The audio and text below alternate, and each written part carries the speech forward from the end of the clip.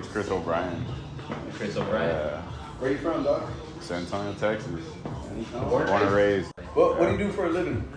Oh man, I work on heavy equipment, dude. You're heavy. Put me under the limelight like that. I work on everything though. I work on bikes, work on heavy equipment, work on trucks. Mainly right day job? Yeah, I just turned into yeah. Yeah. No, you're one of the baddest mechanics on bikes that I know in this area for sure. So. My dad was more of a solo guy. Just he had a close group knit of people, and then they would just go out and ride and come back. Basically, I mean, it was like took me to school on Harleys. Like that's it. For a minute there, that's all they had was a Harley. They didn't have a car, nothing like that. So he would just drop me off school on Harley. So Harleys is just my life. It's been about it ever since. His first bike was a Roadster. Yeah. So he hates anything other than that. I had one dirt bike when I was a kid. That was it. Right? 'Cause my dad was like, hella poor. So I mean, other than that, dude. I mean, when I grew up, I had some sports bikes. Right? When I was like 18, 19, I tried the sports bike thing. That was cool, dude. But it was just more of like people around you in the neighborhood. They all had sports bike shit. Yeah, we raced. I mean, it was literally jump on 410, go over to Rigsby and get it, So, but they're not, wheelie kind of bikes. They're all like stretched out, slam. Let's fucking. I had that fucking street bike. Right, got back out of the military. I had that street bike, living in my parents' house, and my dad just wouldn't let it in the garage. He just generally hates anything but Harleys. Which I guess is kind of like one eye open kind of deal. Yeah. But yeah, dude. So my mom had a street bike back in the day, and I just jumped on it, and they're way more comfortable, Oh yeah, no, I sold it, and it was partially, I had a record back then, had to pay some bills and shit, So reckless drivings, all kinds of shit, arrested, no license, and it's just cruising like hauling ass is cool and all, but just cruising the hills and you meet better people. Most sports bike dudes are kind of douchebags. So. Yeah, so you made that switch? Yeah, I made that switch. That was back 2007. I just fell out of that passion of older bikes. So I bought a bagger and been on a bunch of other bikes since then, but bought a bagger and then I was into like, oh fuck, let's throw some air ride on it, let's do some ape hangers. That bagger was 2016. I bought that bagger. Yeah, I went from like an older bike to a newer bike. First like new Harley I bought, right? And bought it, rode it, and it was fun, but it's like you can only do so much like with that style. And met my homie Trey, and then we kind of changed up at the same time because he was into kind of like it was a little Sportster kind of bar hopper setup, and then we started like seeing the more of like performance Dyna setups, where they're just out just beating on these bikes. Seeing so many dudes just like take these bikes past the limits that they're like meant to do. Honestly, it's just the bagger is just kind of like, man, I put my chick on it, we go cruise, and then there's times I just want to like be by myself and just do dumb shit, and ride and just get down. And doing that on a bagger, right? I kind of wanted to keep that separate, have my life with my chick and then have my life with just me doing my thing. And I switched it up, and I was like, man, I want to get a Dyna, And so we went and got a Dyna, and from there it was just like, let's just fucking build it. Like, no limit on what we're gonna spend. Just put some money into it and just go out there and I tried it, right? Tried doing the burnouts and everything, and like anybody else, wrecked that bitch. It's different when it's like you're riding someone else's bike compared to something that like you put the time and effort into putting together. Yeah. That's a completely different thing. As soon as you go out there on like a fresh build, that first moment, like fuck, dude, all these moving parts that I put together just come together and just makes like something happen. Yeah, it hasn't come apart, and I'm not dead, so apparently I'm doing something right, Right, like born for you put the bike together that night. Yeah, the night before, dude, I'm like, hey, I'm not 1,000 miles, but we were shy a few hundred miles. Right? Yeah, man, like 700 some change or some shit like that. But and we don't fucking ride no more. Yeah, I mean, even with a group of 20, bro, we're all pulling. I wasn't about to miss it, especially you have a big ass group of guys like that you just want to chill with. I don't want to miss that, Yeah. So I'm gonna fucking last ditch effort to get my bike together to be able to go out there and ride with everybody. So. The DX, I bought it off old man, 2000 FX DX, yeah, 27,000. 27. Bought it up in Fort Hood, Texas. No, it was right outside the base. Right, I pulled up. Some old man had it. You know, grandpa'd out, all stock, big bags, stuff like that. You know, everything you can go into a Harley and buy, all the little covers and all that. You know? And yeah, he was set on his price. And I went up there and I just, you know, I was like, I didn't want to fight him, you know, because it was a good, clean bike, you know. So yeah, I brought it home. It had some dry rot ass tires on, but I picked it up there. I rode it all the way home. I look pretty retarded riding, you know. I'm this big gorilla of a man, you know. Yeah, I just got to make sure, you know, shakedown run, you know, and see what's got to get changed. And brought it home and just burnt the tire off it right away, put it on the stand and ripped it apart. And I would say I switched up, but I didn't really 100% switch up. But it's nice to have, you know, kind of like, I'm going to build a bike for this reason, this reason, this reason, right? I'm going to take this one out and beat the shit out of it. I'm going to beat on all of them, but in different ways, right? I wanted to try something that was just different, right? I've seen everyone around with 39s, car bikes, and I was like, yeah, I'm going to try it, you know? I'm going to build one, see if it's worth the shit, and no, they are. I mean, you love them? Yeah, I fell in love, but hey, I'm not going to take away the love from everything else that I have either. Yeah. I mean, they all have their individual build purposes. So. You know, I run an 8-inch riser, and then bars I only run Big L's. So all my grips, you know, I run Moon's grips. I love their grips. Elite levers. Yeah, Legends I tried out on this bike. On my Lowrider S, I run RWDs, which are, you know, they're great.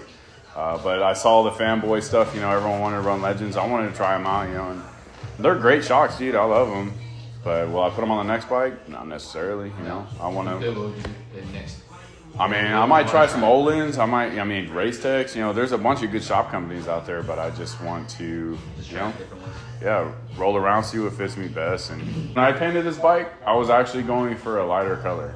Right, I wanted more of a lighter color, but I work with my painter a little bit. I've used this guy ever since I started doing builds on bikes and having him paint, and he's painted like 3 or 4 bikes for me already. So with this one, I was actually going for like a lighter teal, you know, something that almost like bluish. But when we, you know, me and Trey, or when we got the paint, we saw it. I mean, it was immediate, like, damn, this is pretty fire, you know. Yeah. So after I wrecked the bike, you know, I had the option of changing the color, and yeah, I don't know, I stuck with it. I don't think I'll ever change the color of the bike.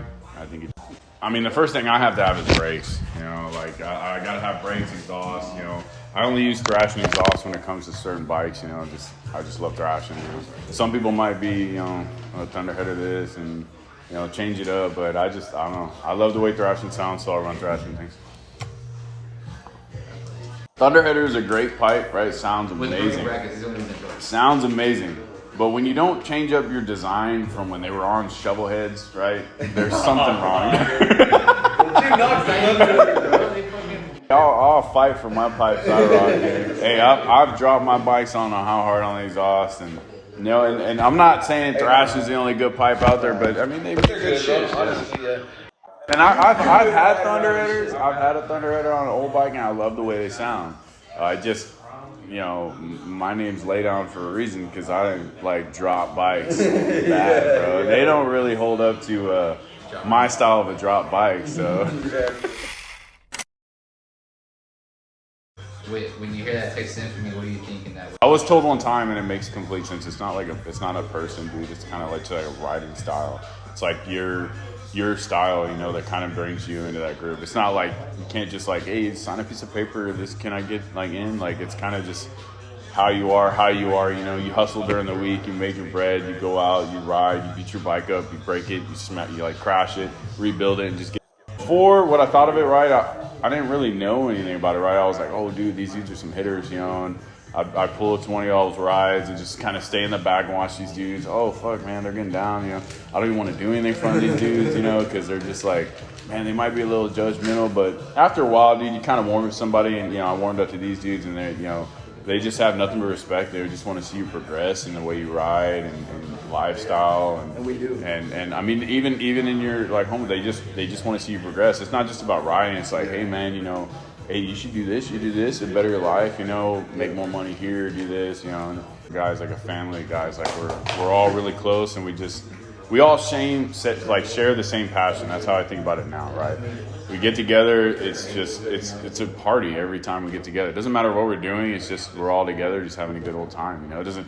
We could just be out riding hill country. We can be rolling around town, just acting fools. I mean. There's not one bike here that has like the exact same shit. When I've seen like bikes associated with Texas Infamy, it's just nothing but just like you don't have any junk. Like you're having people that put time and effort in their builds, like thought process. You know, it's not just like, oh man, let me slap this part. It all comes together to form something like good looking. You know. Yeah, no, I mean, most of the parts are proven like that, and nothing on like the bikes that are associated is cheap shit, you know, like you don't put anything cheap on it. I mean, if you did, right, you're gonna figure out it's cheap real quick and you're gonna change it.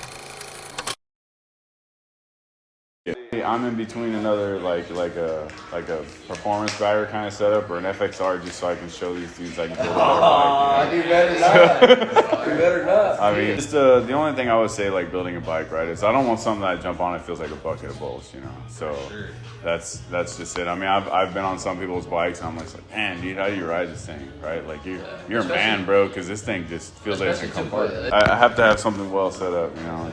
If I break it, I'm gonna fucking upgrade it. Like I'm gonna figure out a better way. So, but yeah, FXR next for sure. Like FXR bagger, but like I was gonna say in the beginning, the bagger I didn't really want to go in the road glide way and build a performance road glide because there's so many dudes hopping on that dick right now. It's just if I built a road glide, you know, I've got to be on that level, and it's like, man, I don't know, that level's high. It's real fucking high. Like Dyna level is high, but on the bagger level, to be able to like pull up and just like my shit is just like A1, right? It's double, right? It's fucking outrageously priced, which I'm not saying I won't do, but it's like, man, why not build something that someone else doesn't have? So I kind of want to just build an FXR just for the simple fact of no one really has those around here, kind of built. So I think that'd be the next step. Yeah, right now it's just like, dude, I don't know, something about just burning the tire off and just acting reckless and just, I mean, going through town, you know, with just a couple of homies and just acting complete fools. Streets, yeah, and then, you know, every once in a while, you know, we'll all get together and go on a nice little cruise and go up to the sisters or just, you know, ride around and it's perfect, dude. It works out and, you know, get a bunch of guys together and just kind of see who's that fucking, you know, big dog that day and, it normally doesn't turn out to be, you know, anyone in the I'm not gonna say any names, you know? They're just more fun. I mean, like wheeling is fun. I love wheeling with groups of people, right? Because it kind of just gets you just like fired the fuck up and just want to go out there and act a fool. Yeah. But like burnouts, man, I mean, you can do them anywhere, right? Yeah, and there's nothing better than just like taking a brand new tire and just making it shit like right away. No, I've ran plenty of times on sports bikes, only like twice on a Harley. Yeah, no, it's way easier to get away from a fucking cop on a sports bike, I'd say that. A Harley, bro, you gotta have a brain to do that shit. Yeah. I've got a couple close friends that they've gone out there to the same roads we have on, and they have almost died. Yeah, broken femurs, you know, broken legs, you know, because they're trying to trace me and my homie Trey down, and that ended too well. You know, helicopter flight, all these medical bills, just because you want to play with, you know, something you can't really play with. Yeah. No, it's like building a very comfortable bike, but something that's well set up, and then but on the flip side, you have to have that seat time. You know, without that seat time, you can have the baddest bike in the world, and you ain't got the seat time, you can't prove shit. They look like, oh man, these have got the biggest motor and this, that, and the other, but you know, at the end of the day, it all comes down to who's on the bike and how they set it up. So, because you could take some dude, some little ass Chivo of a guy, right? Put him on a little stock 88, and you're just like, what the fuck, dude? I got this big ass motor, and this dude's right next to me, you know. So, no, I'm not gonna bring up no names because he's not worth mentioning in this video. That's just a lifestyle. The reckless lifestyle is more fun. Yeah, bro, I think we went over everything. Honestly, let's get the bike outside, even just right here in his street, honestly, bro. Get some nice pictures of it. Yeah.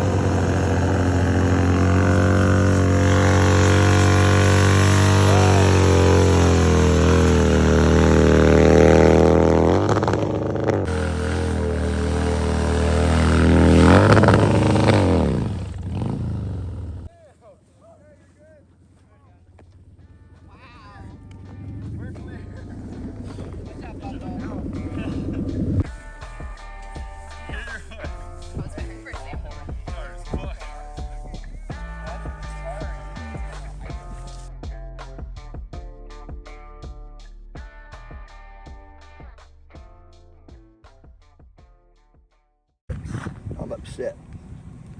Don't worry about it, bro. Law's on the way. Yeah, you don't drive like that in our town, bro.